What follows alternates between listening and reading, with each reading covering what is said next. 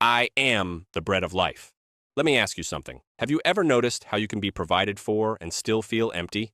John 6 opens with one of Jesus' most famous miracles. He takes 5 loaves and 2 fish and feeds thousands of people. Everyone eats until they're full, but by the very next day, the crowd is already searching for him again. At first, it sounds spiritual, but Jesus doesn't flatter them. He exposes them. They didn't come because they understood the sign. They came because they were hungry again. And that's when Jesus says the line they weren't ready for, I am the bread of life. Whoever comes to me shall not hunger. John 6:35. To us, that sounds comforting. To them, it sounded offensive. They immediately bring up Moses. Our ancestors ate manna in the wilderness. In other words, God fed us before. If you're really from God, do it again. But Jesus reframes the entire story. Moses did not give you the bread from heaven. My Father gives you the true bread from heaven. John 6:32. Then he goes deeper. The bread of God is he who comes down from heaven and gives life to the world. John 6:33.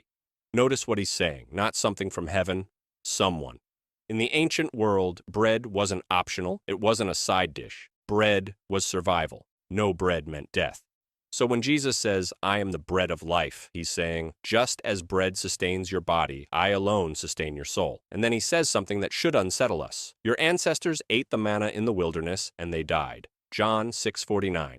That means miracles didn't keep them alive. Provision didn't transform them. Being fed didn't mean they were sustained. That's the tension. You can experience God's provision and still starve spiritually. This isn't comfort Christianity. It's dependence Christianity. Jesus isn't offering inspiration. He's offering himself, not something you add to your life, but something you rely on daily. Because here's the quiet truth most of us avoid. We're very good at spiritual snacking. Church attendance, routine prayers, religious language, good intentions. They fill the moment, but they don't last. Jesus says, this is the bread that comes down from heaven so that one may eat of it and not die. John 6:50. Not because life gets easier, but because life finally has a source. So, if you've been doing all the right things and still feel hungry, if faith feels familiar but not sustaining, maybe the issue isn't what you're eating, maybe it's who you're feeding on. Because if Jesus really is the bread of life, everything else is just a snack, and snacks won't save you.